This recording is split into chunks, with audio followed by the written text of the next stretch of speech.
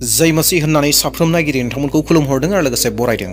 अनजाग्रा नायगिरिफोर, दिनै नोंथांमोननो बेबायदि मोनबा सोमोनांथाव इसोरनि बोसोन लानानै फैदों। जि बोसोनखौ नोंथाङा गासै हरनि उन्दुनायनि उनाव जेब्ला फुंबिलियाव सिखारो आरो फुंबिलिनि आरज खालामनायनि सिगां जेब्ला नोंथाङा बे मोनबा इसोरनि बोसोनखौ फरायगोन, अब्लाना नोंथांनि गासै सानानो आशीर्बादजों बुंफबगोन आरो बे साना मोनसे गोजोन सान जागोन आरो बे साना नोंथांनि थाखाय गोबां आशीर्बादनि सान जागोन। दा बेयावहाय अनजाग्रा नायगिरिफोर, नोंथांमोननो बेबायदि मोनबा इसोरनि बोसोन लानानै फैदों। बे बोसोना नोंथांनि थाखाय गोबां आशीर्बाद लाबोगोन। बे बोसोना नोंथांनि जिउआव गोबां सोमोनांथावखौ लानानै फैगोन आरो नोंथांनि गुलाय गुजाय गोसो, सान्ति गैयै गोसो, असान्ति गोसो, बेफोर गासैखौबो फोजोबनानै मोनसे गोजोन, मोनसे सान्ति, मोनसे सुखखौ लानानै फैगोन। दा बेयावहाय अनजाग्रा नायगिरिफोर, भिडिअखौ जोबजासिम नायगोन आरो जि आशीर्बाद फैनो नागिरदों बे आशीर्बादखौ नोंथाङा नाजावगोन। अनजाग्रा ख्रिस्ट'नि फिसाफोर, जोङो गोबांनि खुगानिफ्राय मोनसे बाथ्राखौ खोनायो, बे जाहैबाय जेब्ला सासे मानसिया खामानि मावनानै न'आव फैफिनो एबा मोनाबिलि जायो आरो बै मोनाबिलि जानायाव जेब्ला जिरायो, बै समाव गोबां मानसिफोरा बुङो, आंहा दिनै खामानिया साक्सेस जायासै, आंहा दिनै जेबोआनो जायाखिसै, गासैबो फैमाल जाबाय, गासैयावबो आं जेनबाय, गासैयावबो फेलार जादों। बेफोरबायदि गोबां बाथ्राखौ सावरायनायखौ जों खोनायो। नाथाय दिनैनि बे मोनबा बोसोना नोंथांनि जिउआव, नोंथांनि सानफोराव जाफुंसार जानायावबो, नोंथांखौ जाफुंसार खालामनायावबो गोबां मदद होगोन, आशीर्बाद होगोन। जेब्ला नोंथाङा बे बोसोननि बायदि सोलिगोन, अब्लाना नोंथाङा बुंनो गोनां जानाय नङा जे आंनि दिनैनि सानसेमानि समा दुखुआव बारलांबाय होननानै बुंनो गोनां जानाय नङा। नोंथांनि जि सान, बे साना आलो गोजोन सान जागोन। दे अब्ला अनजाग्रा नायगिरिफोर, सेथि बोसोनखौ जागायजेननायनि बेनो जाबाय 1 पिटर 5:7 सिरि, नोंसोरनि गासै दुखु दाहानि बिबानखौ बिनि सायाव हो, मानोना बियो गासैखौबो बानस'यो। अनजाग्रा ख्रिस्ट'नि बिसाफोर, मोनानि उनाव जेब्ला फुंबिलियाव मेगन खेवो, मेगन खेवनाय लोगो लोगोनि इसोरनि बे बोसोन 1 पिटरनि 5:7 सिरिखौ फराय आरो फरायखांनायनि उनाव नोंथाङा गासै सानसे मानिनि समखौ बिनो गथाय। नोंथांनि गासै दुखु दाहा, जेंना, खैफोद मावनो लानाय गासैखौबो इसोरनो बुं, जिसु ख्रिस्ट'नो बुं, मानोना जिसु ख्रिस्ट'आ बानस'नो थाखाय रेडि। मानोना जिसु ख्रिस्ट'आ बुंदों, गासै भारफोरखौ आंनो हो।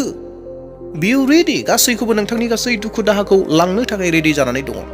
दा बेयावहाय जेब्लानो बिसनानिफ्राय सिखाङो, मेगन खेवो, बे बोसोनखौ फराय आरो आरज खालामनायनि गेजेरजों गासैबो नोंनि सिन्ताफोरखौ, गासैबो सानसेमानि समखौ बे जिसु ख्रिस्ट'नो गथायनानै हो। बियो गासैखौबो बानस'गोन आरो बियो नोंखौ बे सानसेमानियाव गोजोन होगोन। सानसेमानि समाव जों मानो गिलिर मोनो, मानो सिन्ता जानाय मोनो, मानो दुखु जानाय मोनो, गावखौनो दुखु मोनो, माबा मोनसे जेंनायाव दङ मोनो गोबां फोथायारिफोरानो। मानो? वाइ?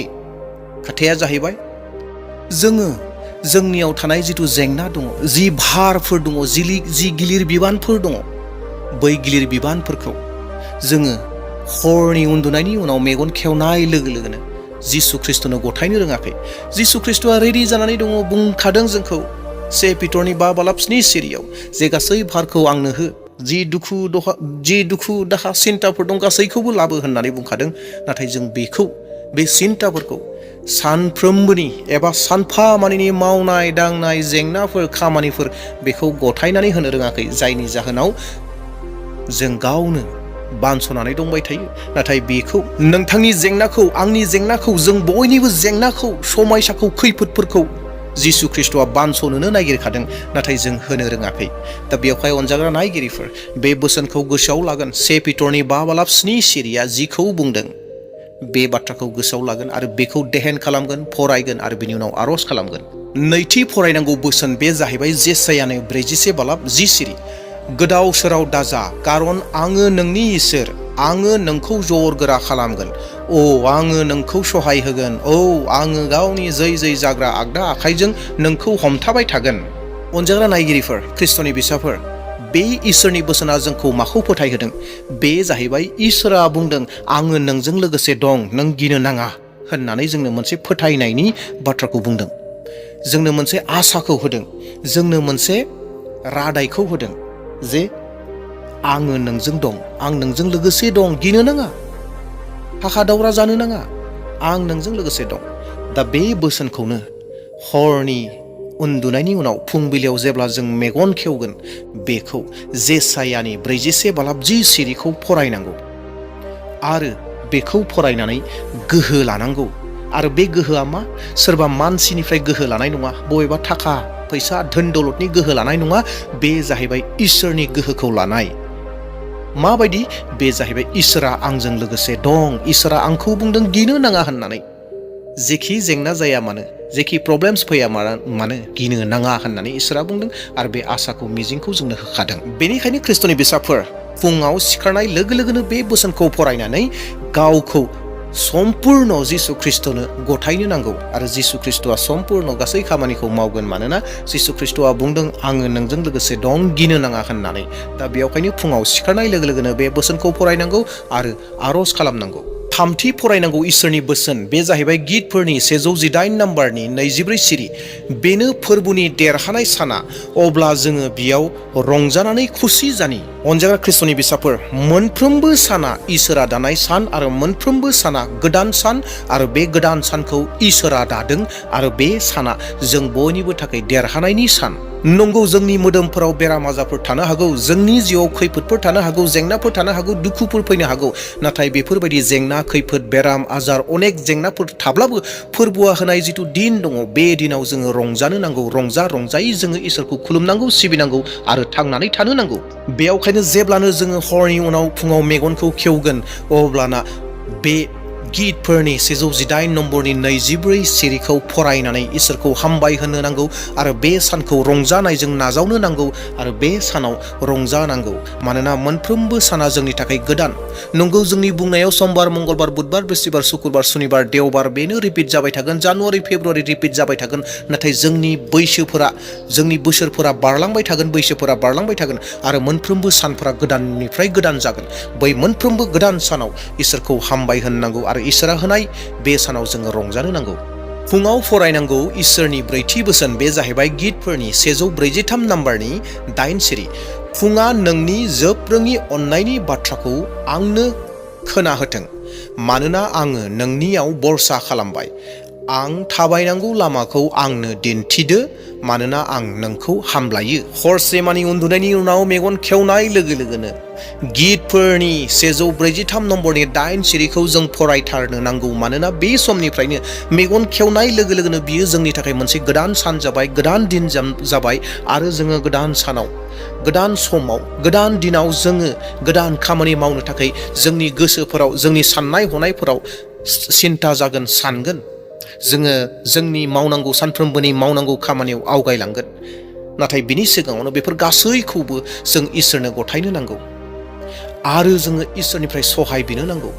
मानोना इसोरनि बोसोना बुंदों आंखौ दिनैनि सानाव दैदेन। इसोरा जेन जोंखौ दैदेनो, दिनैनि सानाव आंखौ जेन दैदेनो, नोंथांखौ जेन दैदेनो। जोङो दिनै मा खामानि मावनो नांगौ, माबायदि थाबायनो नांगौ, बे बिसयाव जोङो हरनि उन्दुनायनि उनाव सिखारनाय लोगो लोगोनो बे बोसोनखौ फरायनायजों आर'ज खालामनानै बे गासै सानखौ गथायनांगौ आरो मावनांगौ खामानिखौ मोनथिनो थाखाय इसोरनिफ्राय खावलायनो नांगौ। इसोरा जेन जोंनो बुङो दिनै आङो मा मावनो नांगौ, बे बिसयनि थाखाय जोङो बे बोसोनखौ फरायनांगौ। फुंनि समाव सिखारनाय लोगो लोगोनो फरायनांगौ बाथि बोसोन, बे जाहैबाय गितफोरनि 119 नम्बरनि 116 सिरि। अब्ला आङो गोथाङै थानो हानाय बादि फोरबु गावनि बाथ्राजों आंखौ हमथादो आरो आंनि भरसा खालामनायाव आंखौ अमासि जानो दाहो। प्रेज द लर्ड।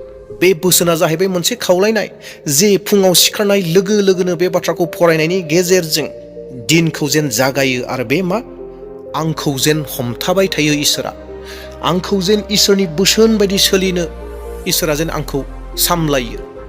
मानोना बे बुहुमाव, बे संसाराव गोबां रोखोमनि जेंनाफोर दङ, समयसाफोर दङ, सैताननि आनजादफोर दङ।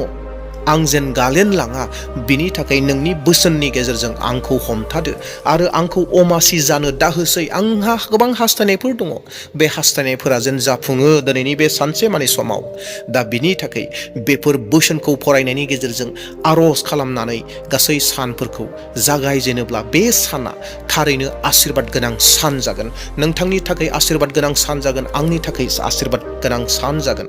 जों बयनिबो थाखाय मोनसे जाफुंसार सान जागोन जेब्ला जोङो हरनि उनाव मेगन खेवनाय लोगो लोगोनो बेफोरबायदि बोसोनफोरखौ जेब्ला जों फरायगोन, देहेन खालामगोन आरो देहेन खालामनानै आर'ज खालामगोन, अब्ला थारैनो साफ्रोमनिबो जिउआव आशीर्बादा बोहैगोन आरो बे गासै साना आशीर्बादजों बुंफबगोन।